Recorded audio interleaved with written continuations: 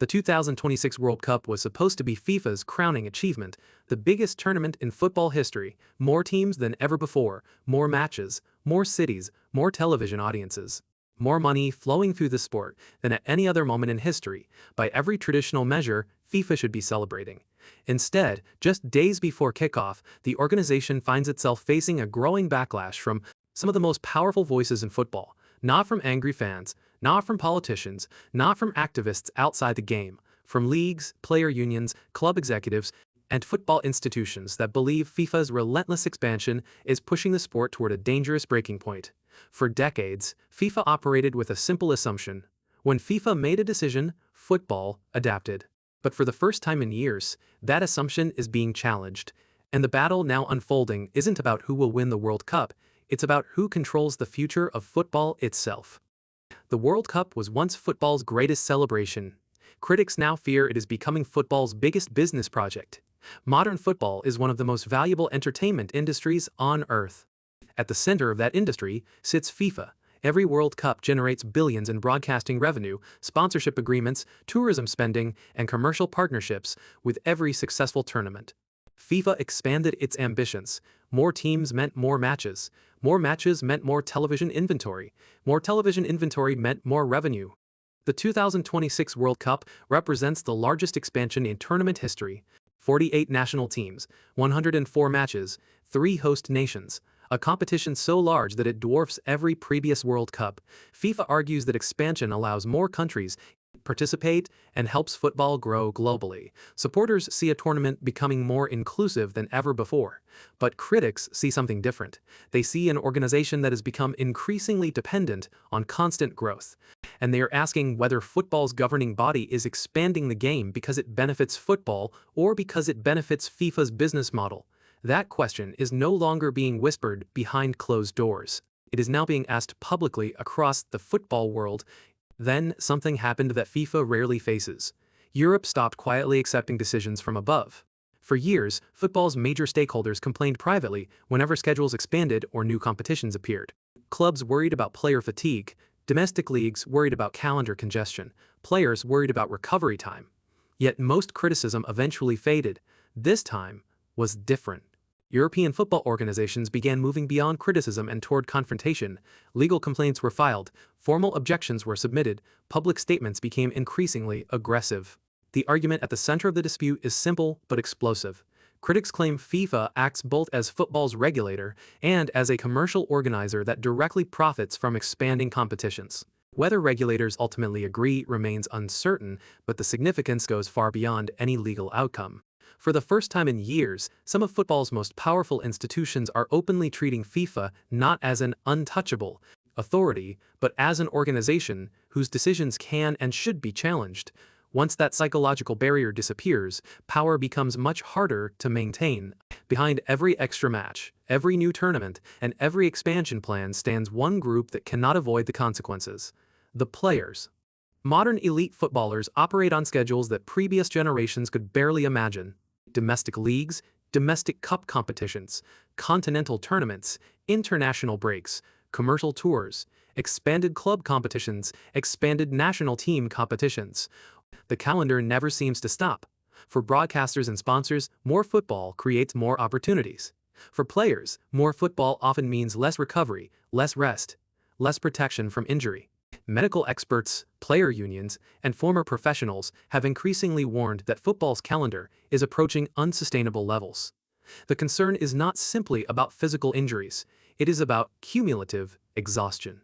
Mental fatigue, constant travel, constant pressure, constant performance demands. Every stakeholder in football benefits from more matches being played, but only one stakeholder is required to physically endure them. Critics argue that football's commercial success is increasingly being built upon workloads that would have seemed unreasonable only a decade ago, and that criticism has become one of the most damaging challenges FIFA faces before World Cup 2026. The deeper concern isn't just about scheduling, it's about trust.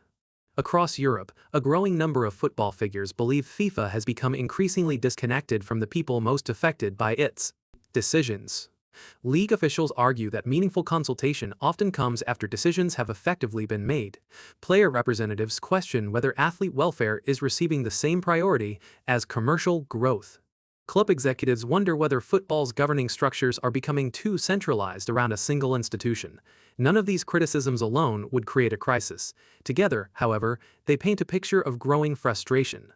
FIFA still possesses enormous authority. It still controls the World Cup. It still remains the most powerful organization in global football. But authority and trust are not the same thing. Trust depends on belief. It depends on confidence. And once confidence begins to erode, even the most powerful institutions can find themselves facing resistance from unexpected places. The concern among FIFA's critics is not that football is collapsing. The concern is that football is becoming increasingly driven by commercial priorities, while the voices inside the game struggle to influence its direction. And perhaps the most uncomfortable criticism facing FIFA is also the simplest. When does growth stop being progress? For years, football operated on a basic assumption. Bigger meant better. More viewers meant success. More tournaments meant opportunity. More revenue meant growth. But some observers believe football has entered a stage where expansion has become an objective rather than a consequence of success. Every new competition creates additional content. Every additional piece of content creates new revenue streams. Every new revenue stream creates pressure for further expansion. The cycle appears endless. Yet football is not an ordinary entertainment product. Every match requires players to perform at elite physical levels. Every tournament occupies limited calendar space. Every expansion introduces new pressures throughout the ecosystem. Critics worry that football's popularity has become so enormous that governing bodies may be tempted to prioritize short-term financial gains over long-term sustainability. More matches can increase revenue, but they can also reduce scarcity. More tournaments can create excitement, but they can also dilute significance.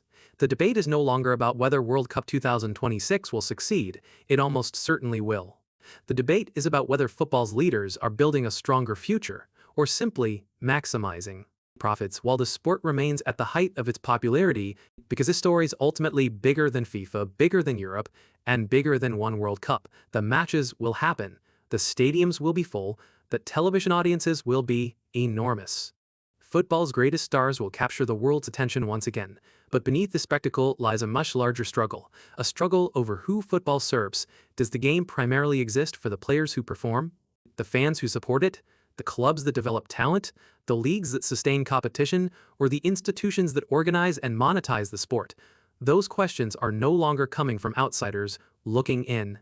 They are coming from within football itself. And history shows that when insiders begin questioning the foundations of a system, meaningful change often follows. Not immediately, not dramatically, but eventually. World Cup 2026 will be remembered for goals, trophies, celebrations, and unforgettable moments. Yet long after the final whistle blows, another battle will continue. Not inside stadiums. Inside boardrooms, courtrooms, regulatory offices, and football institutions across Europe, FIFA's power is not disappearing. Its authority is not collapsing. But, perhaps for the first time in years, powerful voices inside football are openly asking whether the organization that governs the game has become too focused on growth, too focused on expansion, and too focused on revenue. The answers may not arrive during this tournament. They may not arrive this year, but the debate has already begun, and the decisions made after World Cup 2026 could shape the future of football for an entire generation.